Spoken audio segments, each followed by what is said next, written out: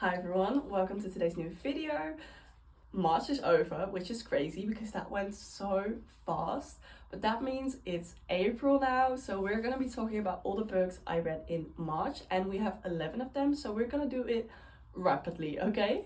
So starting off, I started off with Twisted Hate, and this was an absolute banger. I loved Twisted Games. I didn't like Twisted Love, but Twisted Hate, oh my god, this was so like feisty and spicy, and the characters were just so good, and like they were true enemies. And I like an enemies to lover, but these guys were like almost going too far with some things. Also, the conflict in this book really messed me up. I didn't like the conflict, and that is what ruined this one from being a 5-star, because I really liked Josh, I really liked Jules, I really liked the whole family, I liked the plot, I liked the characters, I liked everything, but not that conflict. That conflict was horrible. So I gave this one 4.5 stars. So the lighting is like changing because it is almost 8, so I hope it's not bothering. So the next book I read was Broken Bonds, and I did not really like this one. I think the plot was good, but the characters were insufferable. The main character, I could not understand her point of view.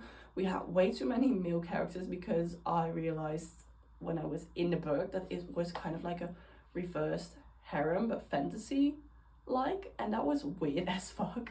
I had no clue what I was reading about, but it was like the plot was okay, and I liked the story and the concept, so I decided to give it 3.5 stars.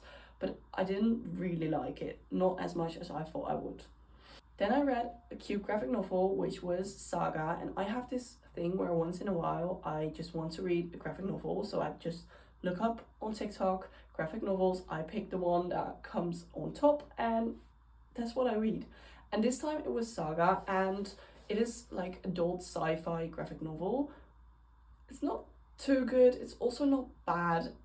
I just thought it was like a cute little thing to spice up my reading, but I don't think I would really enjoy this series any more than I did. And I gave it like 3.5 stars, which is fine, but I wouldn't really read anything like this, I guess. Then after that, I read my first Frida McFadden book, and I started with The Housemaid because I've heard so many great things about this book that I just had to see for myself, and it was mind-blowing. Like, you get that something is gonna happen, but the plot twist in the book really got me. I read Fary by Colin Hoover, and it has kind of like a similar plot twist. I'm not gonna spoil too much, obviously. So I was kind of in my head like, what if it's this? But I was like, nah, that's too crazy. But it happened. And I just really like her writing. It's very fast paced. You can literally finish it probably in a day. I did finish it in a day, and it was so good. So I decided to rate that 4.5 stars. Then I went to Yellowface, and that is one of my new favorites. I love R.F. Kuang's writing, and it was so funny because you're reading this book about this awful main character, but also she's funny in a way that is like, it's so bad that it's funny, but you can also just see in the writing that R.F. Kuang did not like this character, but she still wrote her so brilliantly. The plot was really good. I gave it 5 stars, but I do think the ending could have, like, it could have ended a little better. It was like the story was flowing really nicely, but she didn't really know how to cut off the story, and that's why she did this ending, and I didn't really like it. But the plot and the book itself was so good that I couldn't give it anything else than a 5-star.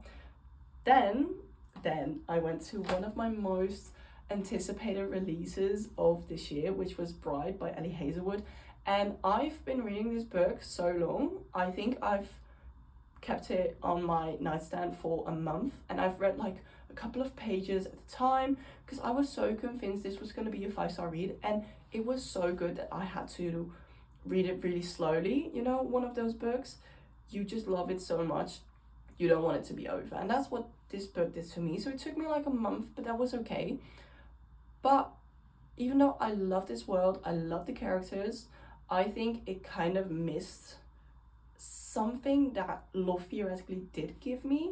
So I didn't rate it 5 stars, I rated it 4.5 stars, but still it was so good and so entertaining, and I need Ali Hazelwood to write more in this world because I can't wait to get back into like this whole world. She did amazing. If this was her first attempt at paranormal slash fantasy, amazing. Did you guys expect me to never have read Harry Potter before? I've never read any Harry Potter book before this month. Never. I had no interest. My sister has watched like all the movies. My mum has like read all the books. I've never done any of those. So neither things ever came up to me and were like, okay, yeah, I need to do this. No. But I did, and I feel like I'm too old to actually enjoy this one, but it really wasn't bad. So I did kind of enjoy it, I guess. And I think I'm gonna continue the series because I just want to know why people like it so much. But so far it's okay. I gave it 3.5 stars. By the way, this is like the first Harry Potter book, obviously. And I think I'm gonna continue the series. So that's, I think, a good sign. After that, I was really on a roll with thrillers and Frida McFadden books. So I decided to pick up The Perfect Sun because it came out, I don't know if it was this month or it only came out on audiobook this month, but I listened to it as an audiobook, and The Perfect Sun is mind-blowingly good, just like the Housemaid, but The Housemaid was a little more familiar, I guess, because Fary has the same type of plot twist, but this one was absurd, absolutely absurd, and you kind of hate everyone, but also you kind of don't.